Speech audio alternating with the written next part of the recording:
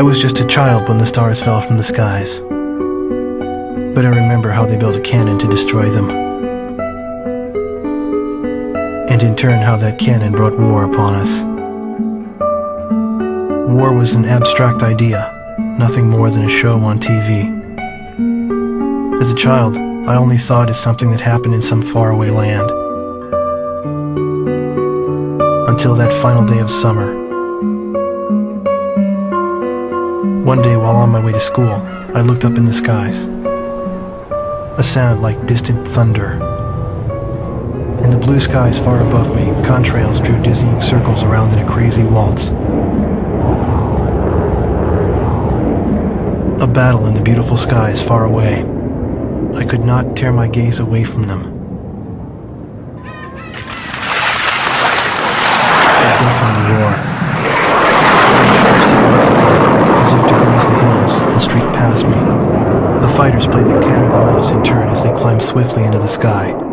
One fleeing plane fell out of the skies, spiraling and spewing orange flames to crash by the Cape.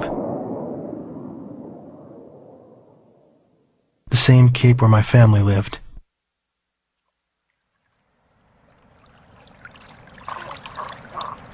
Now they only live in my memories of days past. The victor circled around to confirm the kill. And on his craft, there was a large number 13 emblazoned in yellow. I will never forget this. The Allies retreated across the ocean before the onslaught of the enemy.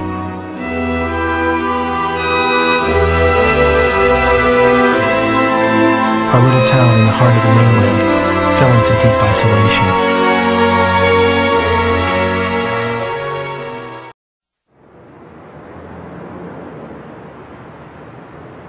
The war seemed to unfold in the blink of an eye. I don't remember exactly when the forces from the west occupied my town. I was too busy scanning the skies day after day, waiting for Yellow 13 to reappear.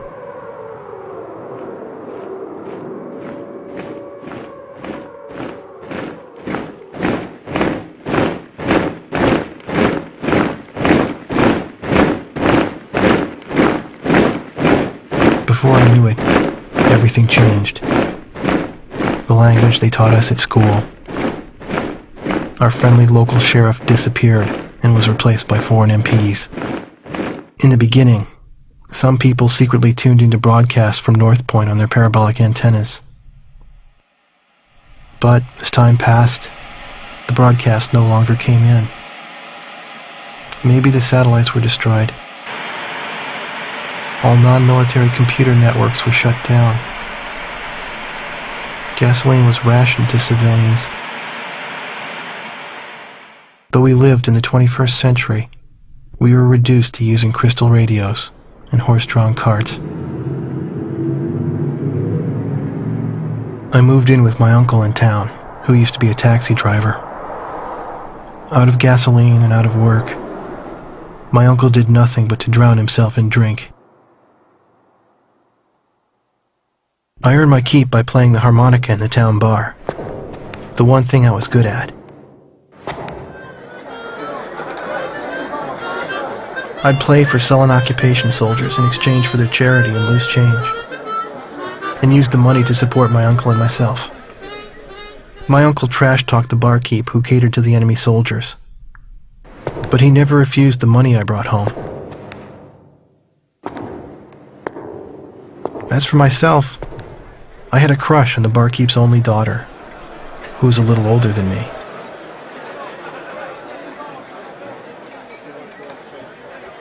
Another day passed, yet still no sign of the fighter plane Yellow 13 in the skies above our town.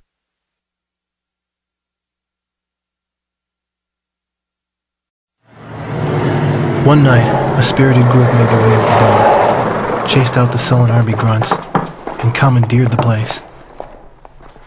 Even I knew who they were. The patch on their sleeve was the mark of the proud Air Force. A loud-mouthed, middle-aged man went around, announcing each pilot's results for the day and his running kill record. For those who exceeded 5 kills, a thorough toasting, and soaking followed. I believe it was their custom to call a pilot an ace once he shot down 5 planes. After completing the day's review, the same guy, the squadron adjutant, went on to announce, "And now, for our leader's results." Everyone turned around to look at the quiet man who sat alone, strumming a guitar. I found myself drawn to the music from his guitar. Our Yellow 13 bagged 3 more today, bringing his new tally up to 64 kills.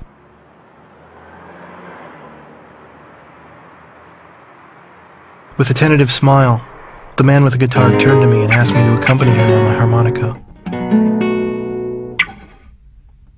I brought it up to my lips and I started a new song.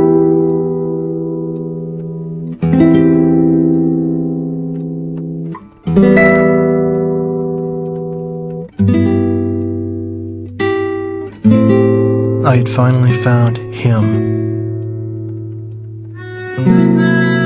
But by some fluke, it was my father's favorite song, the one he used to play at the end of each day.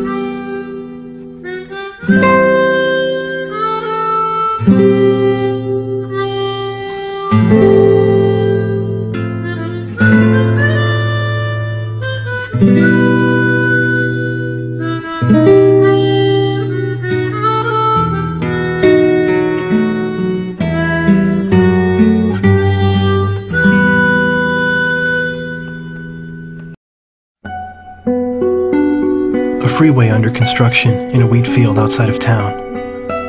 When they started construction, I remember how the mayor bragged about it, even though it would completely bypass our town.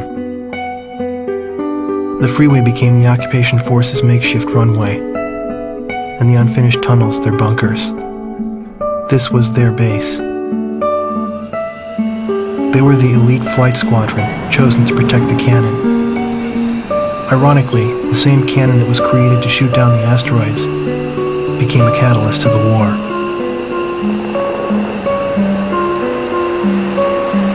But when the Allied attacks no longer came, the squadron was assigned long-range missions that took them to distant battlefields.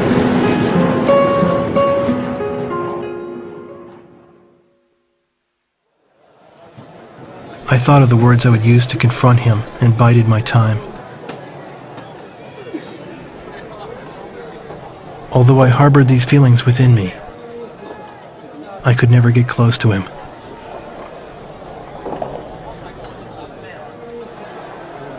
His wingman was always by his side. Despite having a gentle demeanor, I could tell that the wingman would never allow danger to get near Yellow 13, even on land. The pillar of their group, 13 exuded an air of invincibility. He always chose to fly a 5-plane formation. He was a man who prided himself not on his kill record, but on his record of never losing a squadron member. It's difficult for me to describe just how good Yellow 13's flying was, but I witnessed it once from the ground. The lead plane with the 5-plane formation should have turned the same arc with the same timing as the others, yet only his plane drew sharp contrails. His heart felt compassion towards the weaker enemies he downed. Someday, if an equal appeared and challenged the limits of his skills in a fight, he would bear no resentment about being shot down. He said this himself. And so as time passed, I found the goodness of a home in their company.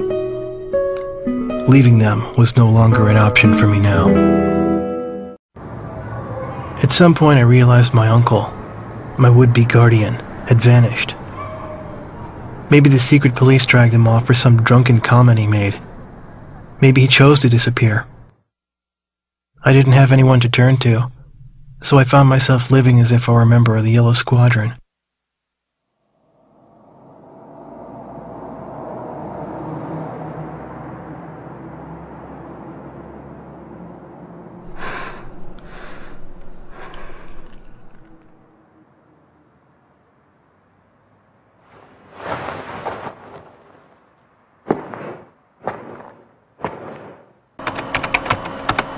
Everybody in town scorned the barkeep for doing business with the enemy. In reality, He and his family were members of the resistance, gathering up intelligence information from enemy customers. His daughter protected me, but that was only because of my tender age.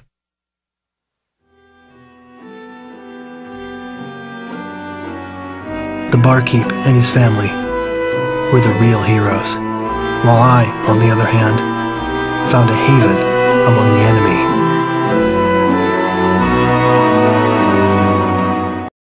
It won't be long now. It won't be long till it begins, the barkeep's daughter confided to me.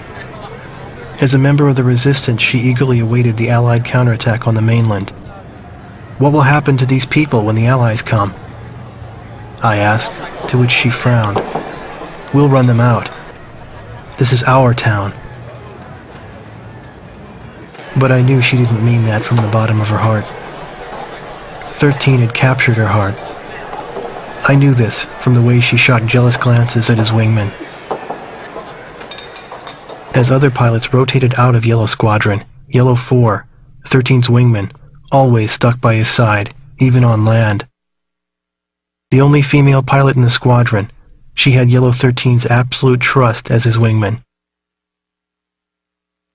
Yellow 13 seemed oblivious to all this, and instead reviewed the promising enemy pilot's performance from yesterday's skirmish. He's so close. If he manages to stay alive for just a while longer, that pilot could be a worthy opponent. But when there were no such enemies to look forward to, 13's eyes were sad. Bombs were delivered to their base. This meant that an enemy who had to be fought by those means was close at hand. The resistance blew up the squadron's runway. Yellow 4 suffered light shrapnel wounds. Though the runway could be fixed, the complete loss of reserve supplies was a heavy blow. Logistics support became infrequent following the Allied operations. I knew this because Yellow Squadron's crew chief bellyached about this all the time to me. I won't complain if I buy the farm while I'm airborne, but I can't stand being taken out while I'm grounded. Now I understand 13's feelings. Reports of the Stonehenge air raid came in. Yellow 4 ran with the others.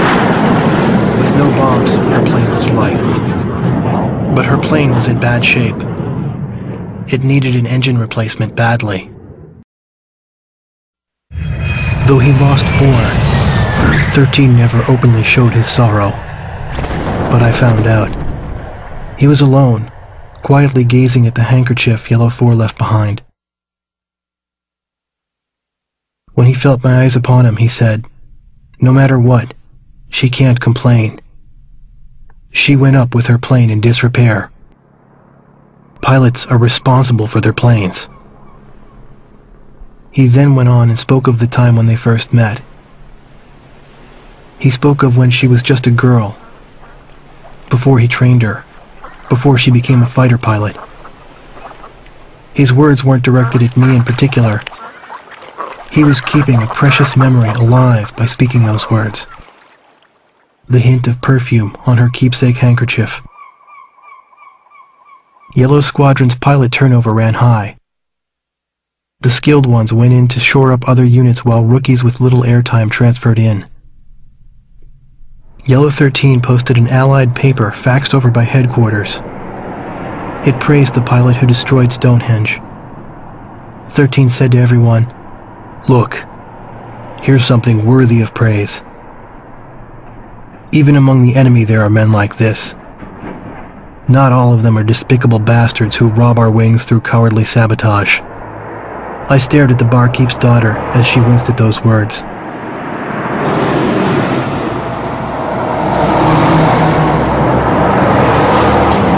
The Allies were coming to our town. As the Allies advanced, the retreating Erusian forces from the east filled our town. The AA gun crew set up their positions atop the hospital, and Yellow 13 smoldered with quiet anger over their tactics.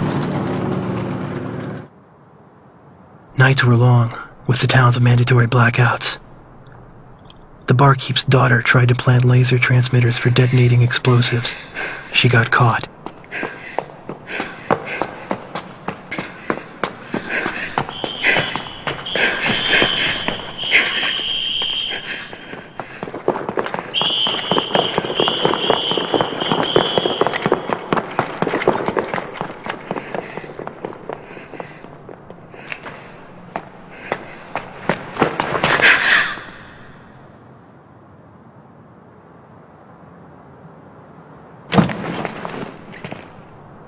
It was Yellow 13. He knew she was responsible for planting the bomb on their runway as well. The face of the enemy whom he hated belonged to someone close to him. "Get out of our town, you fascist pig." Those were the words from my mouth. I've never seen his face twist so painfully. "Do you hate us that much?" We couldn't shake or nod our heads in reply.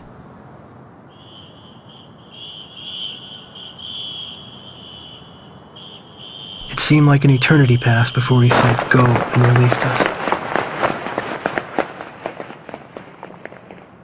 The next day there was no change in his attitude. As usual, he made his requests to the squadron crew chief. The poor fuel quality is affecting thrust. As soon as the Allied forces drew near, the resistance would end the blackouts over the city.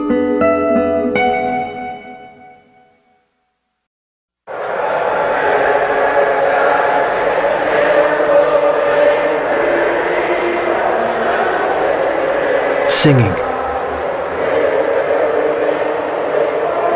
The town was free at last.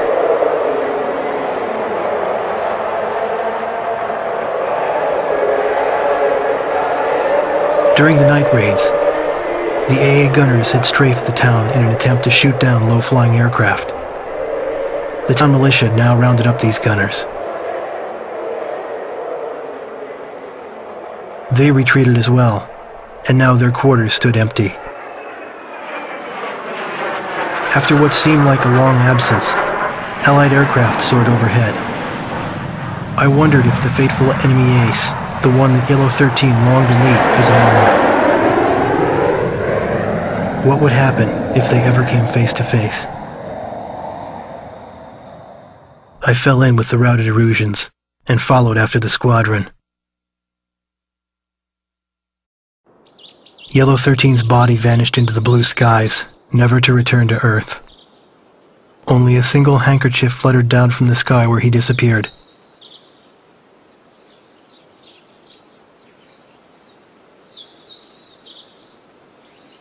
The faint scent of perfume. The barkeep's daughter and I had followed the squadron this far. Each of us had our own thoughts as we buried that handkerchief.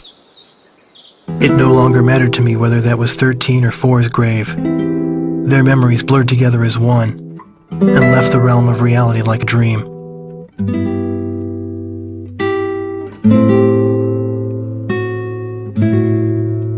The terms of surrender were accepted that day, and the war was over. The once familiar scent of burning jet fuel has long since faded away. What was once Yellow Squadron's runway is now just a local highway again. I write this letter to you now.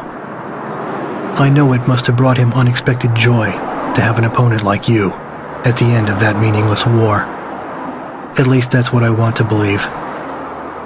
Only you, the pilot who shot him down, can confirm this. And so, I write to you.